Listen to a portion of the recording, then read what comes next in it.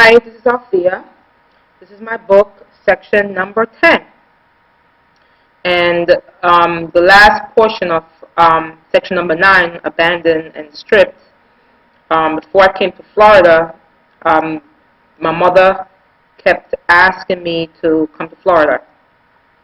I didn't want to go to Florida because I knew that my family didn't have the faith for what I was going through. I knew that what I was going through was so horrible that even the spiritual people couldn't understand and couldn't help me. So I knew my family, which wasn't really churchgoers, I knew that they didn't have the faith, and I knew also by my past experience that I had issues with my family. I had issues with my mom. I shut my heart down for my brothers because of the life that they were living.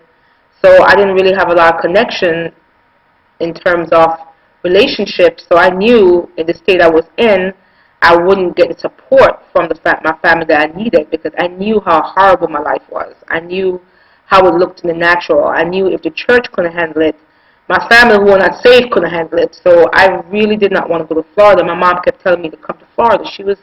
I guess she was going through embarrassment to hear what was happening to me, and the lady that I was staying with, she would call my mom and talk to my mom about what I was going through, and I was crying a lot, and the next door neighbors were complaining about my crying throughout the night, and I know she was hearing stuff from people, and I don't really know everything, but I just knew that things weren't looking good for me in the natural or, so I really didn't want to go to Florida. And then also I didn't want to go to Florida because I didn't know Florida. I knew fashion.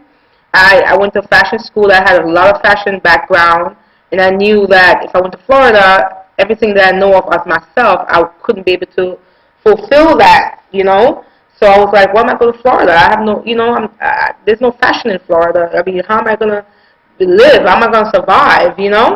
At this point, I wasn't working. I didn't have a home. All I had was like 17 bags of clothing. And I just remember I feel it impressed upon me that I should go to Florida, but I just was fighting it. And one day, the lady that I was staying with, my mom's friend, she came down to the basement, and she's like, when are you leaving? And it was actually 3 months. I said 6 months in the prior, but it was actually around 3 months I was at her house. I told her I was going to be there for a week, but I was really lying. I really didn't know how long I was going to be there. I didn't know. Every day was new to me. I didn't have a plan. This wasn't something that was mapped out. God wasn't telling me details. So I just told her I was going to be there for a week, and then a week turned a month, and then, so she was just like, when are you leaving, But I really didn't know. I was just waiting on God for some miraculous, for some big miracle. I was asking, that's where most of my pain came from, was my expectations. My expectations of God turning things around. I've never been through what I was going through, so I didn't know. You say I had no map. This is all new for me. I knew that I would call up preachers or pastors or leaders, try to tell them my story, and they would just answer me in flesh. They just couldn't minister to where I was. I couldn't find nobody. I remember this one lady. There was a church that I visited in Florida, and some of the preachers from that church always spoke into my life. I didn't really know them as relationship-wise, but from a ministry perspective, there was a preacher guy he came to New York all the time, and every time he opened his mouth to preach, he always spoke into my life. He always brought comfort to my life. And I remember my friends used to call me and say, oh, so-and-so is going to be in town, and they used to make sure that I get there. You know what I'm saying? Because they knew that I was going through so much and I needed a word. And I mean, this guy always had a word. But somehow when I went to Florida and I saw him, it was like he wouldn't talk to me. But I was so in love with him because he was always like a tool that God used throughout my years in New York to minister comfort into my life. But when I met this guy, he just didn't connect to me. I guess he didn't know what he was doing. He was just being an instrument. But I looked to him for comfort, and he just never responded to me. But I met this lady, and she was the only one of all the years. I mean, I had friends that was trying to help me, but they weren't really helping me. They were just making it worse. But this one lady, she also came from that church. She just spoke faith. She just wasn't moved by what I was, in terms of, she just always gave me a word. And, she's like, Althea, you don't really need me because you always had a word. She just felt like whenever I spoke, I always spoke what God would say or was saying to me. But she's like, you need to listen to your own voice, because you always have a word from heaven for your life. So she's like, you're not really that bad off. But she was definitely one person out of lots of pastors and ministers that I ran to, that was able to comfort my soul and let me know to trust God. And she just wasn't moved by what I was going through. So I know my mom just wanted me to come to Florida, and I remember they sent me the money, got the ticket. I really didn't want to go to Florida because I really didn't see nothing in Philadelphia. I couldn't see nothing. I was blind. So I remember the day I packed my stuff, and I was in the day I stepped in the airport. It was like I was in another realm. I was already starting to go in depression. Depression was coming upon me. Depression was also new to me. Depression was coming upon me strong, heavy. It was just, I was just so sad. I walked to the airport. I don't even know how I got on the plane. I cried. I don't even remember my trip in the plane from New York to Florida. I don't remember nothing. All I remember was me crying, and I was just in another realm. I just felt like I was being lifted up above the earth. I just felt like I didn't connect to the world. I just felt so separated from the world, separated from everything I was, separated from everything that I knew as normal, even separated from the Bible. I didn't feel the Bible was real anymore. I was reading it and I just couldn't understand it, because my life was contrary to everything I was reading, and I was trying to believe it, and I was reading about Paul and everything he was suffering, and that brought me comfort. But overall, I couldn't find comfort in nothing. And I cried all the way to Florida. I don't remember the trip. All I remember is just me being in another realm and just being consumed by pain, and had to walk away from what I thought was a promise and everything that I knew. It was just like horrible. I remember getting out the plane. I'm in Florida airport, and I walked outside, and I didn't see nobody. My brother was coming to pick me up. I didn't see anybody. I was just standing outside, and I just started crying. Water was just running down my eyes. And when I opened my eyes, was my brother, the one that died. He was across the street, waiting for me, and I saw that it hurt him to see me cry. It hurt him. I saw it in his spirit, like, oh my God, I hope he's crying. And he was, I saw him, I hugged him, and he was like, how you doing? I'm like, I'm all right. I was embarrassed. Because I stayed in New York away from my family because of the things that I felt.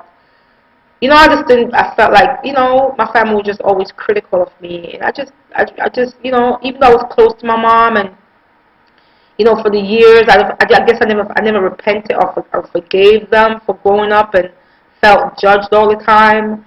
So I had, like, things in my heart, and then my brothers, I kind of shut them down because I loved them so much, and they were hurting me so much all the years of me growing up. So I had to shut my heart off from them because they were living a lifestyle that was causing me too much pain. So I was kind of reunited to my family, but I knew all hell was going to break loose. I knew it. I knew that every issue I had with them, every issue that they had with me was going to be surfaced, and that's what would happen. Florida was, I'll see her naked, I'll see her exposed, I'll see her wounded, I'll see her, just all the stuff that made me who I was ripped from me. So I had wounds upon wounds upon wounds in my soul. So I was like a walking dead person. I really wasn't dead yet because it was painful. When you're alive, when you're dead, you don't feel nothing. I felt everything. I was just like vulnerable, about to like explode. So I was looking at my brother and, trying to be normal, and that was harder for me. There was one part of me trying to be normal. There's another part of me dealing with my death, the pain, the suffering. Another part of me just mad at God, don't understand what's happening. And I was just dealing with so much aspect of who I am, and it just got worse. It's just, whenever you have a wound, and so sometimes if it's infectious and it's deep, sometimes you have to open that wound up more and dig it out. And I feel like Florida was that for me. It was just consumed and soaked in pain and suffering. I was soaked. I got into depression. My depression lasts for like 8-9 years. This is 2013. I think maybe now, this year, I'm finally coming out, fully out of depression. This is 2013. And that's how deep I was. I was so deep. I was like trillions of miles in deep depth of depression. I had lost my mind because there was so much I went through, even in Florida, of nobody was really, people knew I was going through, but they couldn't reach me. And I had to survive. I remember going to this church in Florida, and everyone looked like they were happy. They looked like kids in a candy store. They were singing and doing so much stuff, and they were just happy. And I was in death, and they couldn't really, nobody really knew how sick I was when I was in Florida. No one knew how much, I mean, I would cry at the altar, and I was always bawling, and there's people who was reaching out to me, but I was in such a bad state that it was bad. It was bad. I was wounded beyond measures. I was wounded beyond recognition. If you looked in the spiritual realm and saw me, you couldn't recognize me. It was bad. And I remember even, trying to do the play of my life story with my sister-in-law. And my sister-in-law, she had her issues with me. And, she was kind of like rejecting me because I wanted to do the play with her. And I gave her my life story. And she was, she didn't want to use me. She didn't want me to be a part of it. She just wanted to prove herself. And she was rejecting me. And, I mean, I'm here. I gave her my life story. When I moved down here, she was, she was telling me about, that God had put a play in her heart like 8 months ago, but she wasn't able to write the play, and she just kept telling me that, God gave her a vision to write a play, but she can't write. And I said to her one day, why don't you just use my life? But God did tell me that my life was going to be open. So when I wrote the play, my story down, I gave it to her, and she's like, yes, this is it. She said from that moment, everything came back. She was able now to take what I gave her and add to it and create a beautiful play. And I needed that play, but God didn't let me have it. I needed something to identify myself, to keep me from the death I was going through. I wanted to tell my story. I wanted to tell the world what I went through in New York. I wanted, I was dealing with my loss of everything and all the pain, and the play was the only thing that brought me some kind of comfort to earth, connection to earth. But my sister-in-law, I guess, God allowed her to block me from really getting involved. I mean, but yet I had to do a lot with it because she kept calling me for everything. It's like she wanted all these certain people to do it, and they weren't doing it. She wanted certain people to do certain things in the play, and they would just back out on her, and then she had to run to me in the midst of all I was going through. And then my sister-in-law had an issue with me because she said when I was like, I guess when I was like 20 or 21 or 24 or whatever, I told her, that I was the bad bitch of the family because I heard that she was a fighter and she was always fighting. So I guess when I talked to her, I was like, well, you're not going to whip my butt, But then I wasn't safe. I remember the conversation, but I guess my sister-in-law had it in her heart all these years because when I moved to Florida, I mean, this girl just showed me so much issues.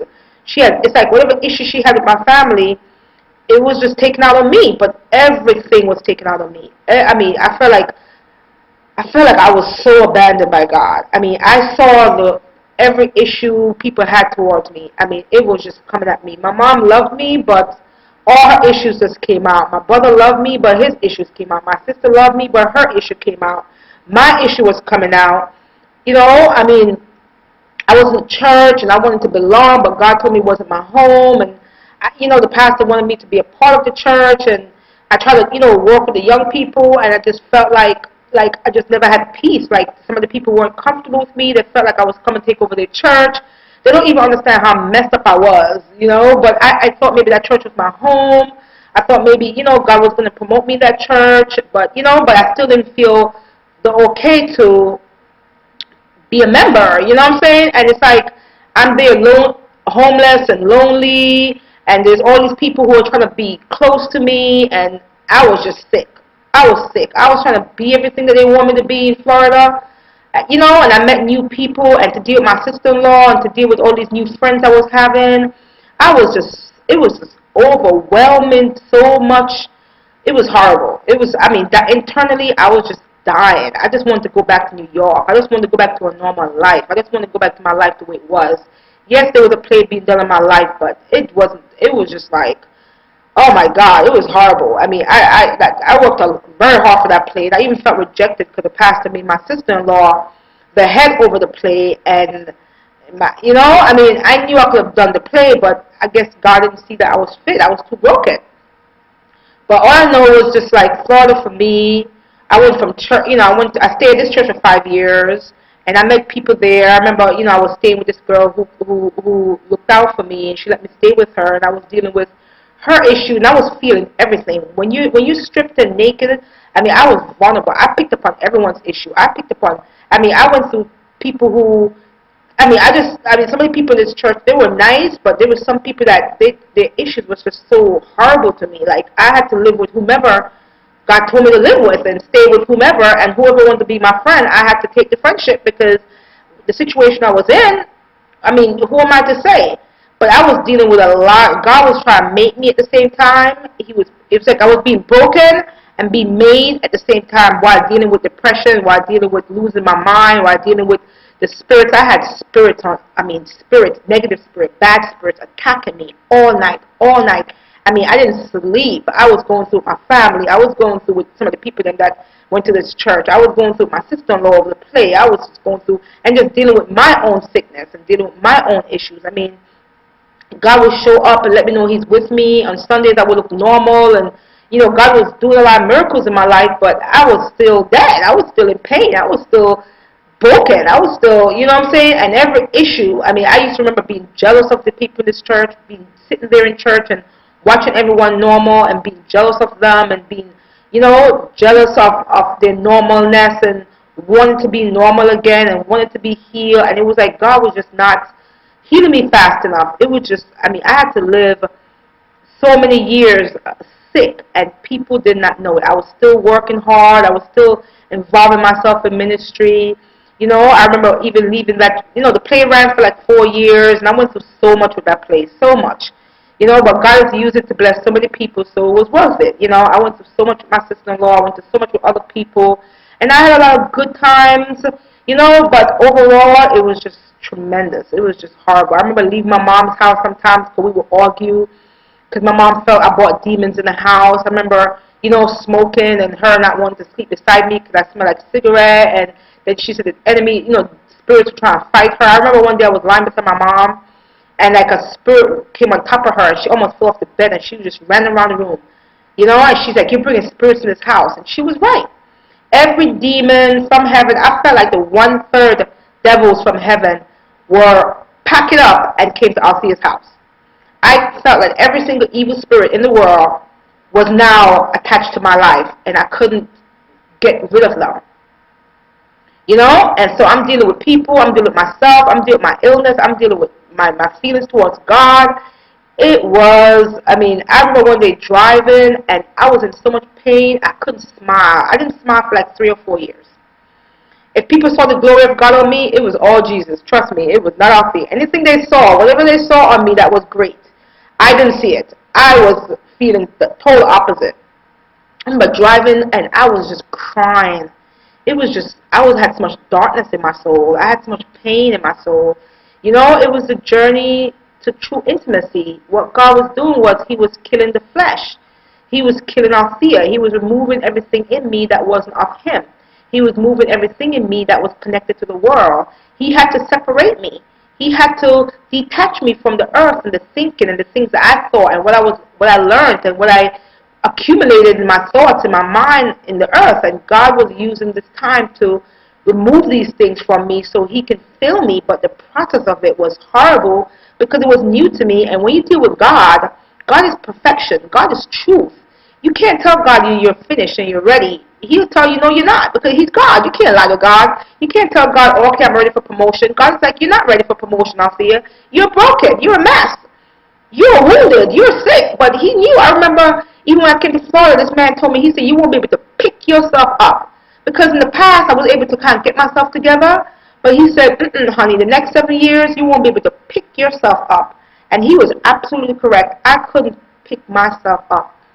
Everything that was happening, that happened in New York and happened in Florida, and not having a job, not having no money, had to take the bus 2 hours from Fort Lauderdale to Miami to go to church. working with my sister-in-law on the play and have her rejecting me over and over and over again, but using me when people didn't show up. Having her, she had a lot of issues. I guess she was dealing with her emotional issues, and she, again, looked for me to be a comfort to her, to help her, but I couldn't help her when I'm dying. I mean, she couldn't even see how horrible I was doing. You ever see my brother? He tried to help me. He would give me money to buy clothes. My brother was a blessing to me because, he really provided for me in the time where I felt totally abandoned. You understand? And I mean, it was just, I felt like people were taken from me. I felt like they were expecting of me. They wanted me to be this, they wanted me to be that, but they didn't realize how dead I was. They didn't realize how sick I was. They didn't realize how, like how weak I was. I felt like my sister-in-law wanted so much from me, and she wasn't even paying attention to how sick I was. You understand? And that's why I think it was more painful. I saw my mom uncovered. I saw my mom become my worst enemy. I saw my sisters laughing at me. I saw my sister's friends laughing at me because they hear me crying in the house, and I was in depression, and I would get blamed for taking people's food and taking my sister's baby food, and I was just blamed for everything. I just saw the enemy just unleash, and he just used anybody and everybody. But, God has given me peace with everybody. He's given me peace with my family, my sister-in-law, my friend. My brother died 3 years ago, and that was horrible. My brother was such a blessing to me in Florida. He really showed up and helped me out. He was always there to help me out, People say that unsaved people can't help you and give you money, but my brother was there for me. I'm not saying that they said they can't give me money, but my brother's lifestyle wasn't a lifestyle that they would say take money from him, but God used him. God used him because he was the one that helped me out financially. I had to go deal with a lot of my own issues of love. I couldn't love people no more because they were hurting me so much and my family. And God took me through a lot of breaking and making. I remember I met this lady, she had cancer, and I was homeless, and there was a car driving past on the street when I was homeless, and the person stopped the car and said, God told me to help you. She said, you don't have a home, and God told me to help you. So she took me to this lady's house who had cancer, who needed somebody in the house to rent from her. So I moved in, and this lady had cancer. And when I walk in the room, she says to me, oh my God, you're the first person I met that I feel like can handle me where I'm at. She said that I've had a lot of pastors and church people that came to see me, and she said I didn't feel any strength from them. I just felt like they were sucking from me. And she said, now you walk in the room and you feel like, she's like, have you had cancer? I said, no, but I know suffering, honey. And she said, you just feel like a strength to me, and I'm grateful. She said she was so grateful to meet somebody that's been through the level of suffering that she's going through having cancer. And she was dying, and she eventually died, and she was like 43. She eventually died, but it's like God was using me in Florida. At the same time, I was going through a lot of beat down. At the same time, people were pulling at my spirit because they had their needs. And it was just, I went from church to church trying to figure out where I belong, and it's just been, I don't know, it's just been a tough journey. And God started healing me little by little. At the same time, he was still breaking me in some other areas, but he was showing up. I remember one day he took me to hell, and it was just like horrible. I just wanted to come out. Like, I went into heaven before, that was good, but the hell experience wasn't good. But Florida overall was a breaking and a making and a rebuilding and restructuring, putting our feet back together again. I remember even my mind. I remember my mind was gone. It was like I used to beg God to heal me, and he just was doing it so slow. I couldn't keep a job. I didn't work. I couldn't keep a job. I just couldn't get it together. I was just a mess. But little by little, I started to watch him restore me. I remember me fornicating. I remember, I was in depression, and this man keep bothering me. And he keep on trying to get with me and try to date me. And it took me like 3, 4, 5, 6 months to let him in. I was so weak I couldn't fight him no more. And I remember fornicating with him because I just needed the love. I just needed, the comfort. I just needed, and I was mad at God. I didn't care if God was mad at me. I wanted love. I didn't feel no love. And I fornicated because I wanted love. I wanted to feel comfort. And I did. And, that situation didn't work out good. And my girlfriend calling me and telling me to leave that guy alone, and I found out that guy was married. And, but Overall, my journey was me, Florida was me seeking for a home, seeking to where I belong, trying to find somewhere to park my life, trying to figure out where I belong while God was dealing with all my issues, my insecurity, my jealousy, my malice, my unforgiveness. He wanted to increase my love. He wanted me to forgive. He wanted me to, be strong. He wanted me to not seek to feel the Holy Ghost and the Holy Spirit. He wanted me to be strong in Him. I remember not feeling the Holy Ghost, not feeling that anointing on me. And I said, God, I feel like I'm dead. He said, nope, I'm making you strong. I don't want you to be moved by feelings. I don't want you to be moved by emotions. So I remember it's just God was just doing so much with me, and it was all new to me. It was overwhelming, and all I wanted to do in Florida was find a home. And up to today, 2013, I still don't have a home. And what God is doing is He's pulling ministry out of me and let me build my home from there. I've been to so many churches, and I've given my all to these churches, and I've been rejected from all these churches. I've been rejected. I remember a church in Fort Lauderdale. That pastor was very nice. I mean, Florida has very nice pastors. They're all very nice, but I still don't feel like I belong. I still don't get to rest in their world, So I guess God is rebuilding me and pulling my world out of me. But it's been a journey for Florida. It's been sad and good and bad, and and I'm no longer in depression, even though I do go through some still horrible, very painful trials. I've gone through depression beyond words. I've been rejected even in my present situation. I've been rejected so much. I didn't even know that people can get rejection that much. I didn't know that people could survive through this kind of level of rejection. Like it was just God was just it's really purifying me. He's really going deep. He's really coming to our see with a magnifying glass, and He's like, look, anything that's wrong in you, I'm going to make it right. So He has to put me in any situation that, that He needs to purify me, and He'll use anybody He can. So, this has been a rebuilding. So this is like, I thank God that He's opened the door to my ministry. It's 2013, and it's official that I started my ministry, and that's what Althea YouTube is about. It's about pouring out what God has placed in me.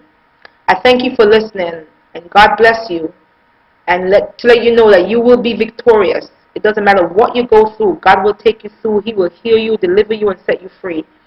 There is no circumstance or situation that God can't heal, and He can't meet you there. He will meet you because He walked with me. I went through 5 years where I hated God. I hated God, but I never left Him. I never saw an option of leaving Him.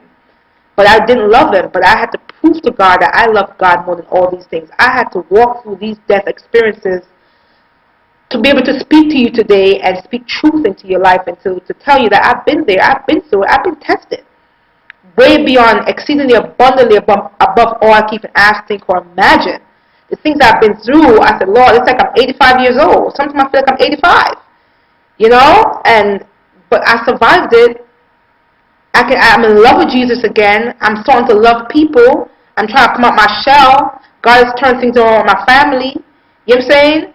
I still don't feel as connected to church people as much as I want to be, but I'm working on that, and I know God's going to restore it. And I start my ministry, Althea Smith YouTube, and I'm doing my book, and I'm doing a radio program, and I'm just doing a lot of different things. Althea TV, and I'm trying to. God is rebuilding through me, but it wasn't my timing. This is 2013. I started my whole process started in 1997. So it's taken me all these years to get to the place where God is saying, now you're ready for ministry. Now you're ready to give back to the world. Now I can use you. But I had to go through a lot of darkness, a lot of pain, a lot of death, a lot of transformation, a lot of remaking, a lot of rebuilding, a lot of dealing with my flesh, dealing with my issues, dealing with my insecurity, my pride, my jealousy, my desire for marriage, my fornication, my smoking. You know what I'm saying? My anger. I was angry for a lot of years. I've been rejected so much. It's just like, how do you get up from all that? But when God is with you, He can turn it around, and He's life. He's a healer. I've never been to a doctor. I haven't gone to a psychiatrist. I haven't gone to a psychologist. God has done it all.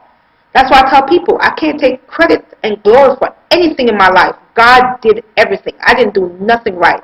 I didn't respond right. I didn't do anything right. It was all Jesus. He is the author and finisher of Althea's faith.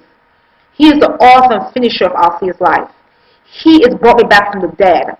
He's restored me. He's brought me my mind back. He's healed me from depression.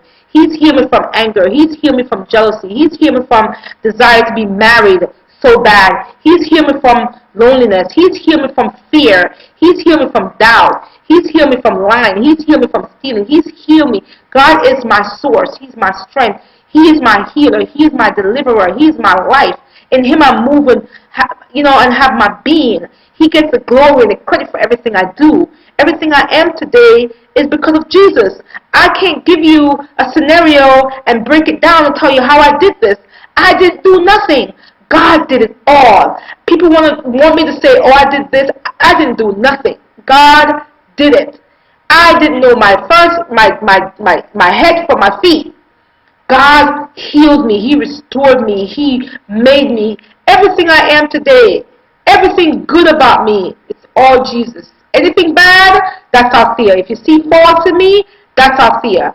But God made me to the person I am. So everything I do, ministry, everything I do is all for Jesus. I don't want His glory. I don't want no glory. I just want to, I know that I'm an instrument, and I know that I'm a body that God uses. So I'm going along, I'm walking with this for the ride. I went through the bad for the ride, now I'm going through the good for the ride. But it's all for Jesus. And I thank God for Intimacy with Jesus ministry, because that's my ministry. God killed Althea so He can become one with her, so He can have that oneness, so He can use me now. And I lived years, 13, 12 years with nothing. And God says, lover, you've proven, Althea, that you love me more than all these things. You've proven that I mean more to you than money, fame, status. You've proven. You've survived your soul ultimate nightmare. You've survived it. So I pray that God get the glory for my life. I pray that souls be saved for my life. I pray that you listening to this encourage you that you can survive, and God will always be there. He'll never leave you. You'll feel like He's left you, but He never leaves us. And you're going to have some season where you don't feel nothing, when you feel like God is not there, but He's there. And He's working it all out for your good. He's building you. He's remaking you. Okay? Ephesians chapter 3, He said, I pray that you be strengthened with might by His power in the inner man. What He was doing was strengthening Althea internally, taking me from being water to now being a solid rock. And I'm not 100%, but I'm not where I used to be. So I just thank God, and I just pray that the world come into a deeper, more intimate walk. And don't be scared. It's all about Jesus, and He will take you through. Don't settle for average, okay? Ask God to purify you, because if Althea survive it, you will. Alright? You will survive it. And when you come out, you'll be happier and more peace, have more peace with yourself. Jesus is wise. He's brilliant. He's knowledge. He's understanding. He knows all things. Put your life in His hands and let Him do the work. God bless you. I love you. And this was not to knock anybody. It's to tell a story that can help somebody, so no one can feel the loneliness that I felt walking through this journey all these years alone. I never really had a teacher, even though God sent me a lot of great people that helped me up, and He did. Thank God to all the great people that helped me up. But overall, Jesus did it. Amen? And He uses people. And so I would just thank God for His glory. And I bless you and I love you. God bless.